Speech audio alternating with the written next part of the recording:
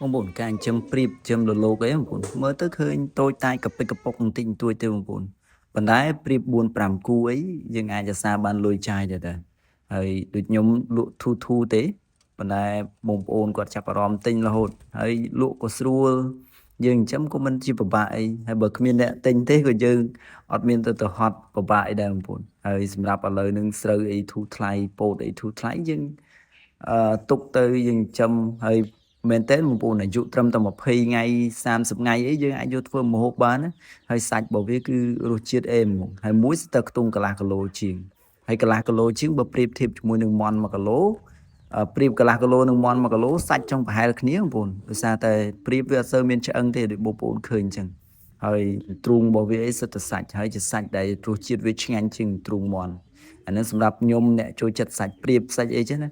ចឹងការចិញ្ចឹមពួកវាខ្ញុំមិនសូវទៅខ្វល់រឿងលក់ដូរឲ្យប្រហែលទេបងប្អូនទី1ចិញ្ចឹមដោយសារស្រឡាញ់ហើយចូលចិត្តមើលពួកវាទី2ដោយសារតែអាសាបានចំណូលហើយវាពងកូន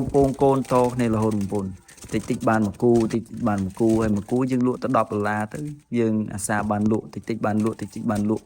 ចឹងអត់មានពិបាកទេហើយខ្ញុំលក់តម្លៃឬធូរថ្លៃទេបងប្អូនប៉ុន្តែបងប្អូនខ្លះគាត់លក់តម្លៃលើសនឹងតិចតួចអានឹងវាជារឿងធម្មតាទេខ្ញុំអាចថាលក់ធូរបងប្អូនលក់រៀងតម្លៃលើនឹងតិចតួចក៏មិនឯណាថ្លៃឯណាដែរតែគ្រាន់តែថាថ្លៃខុសគ្នាបន្តិចបន្តួចអឺចឹងមួយយ៉ាងទៅបងប្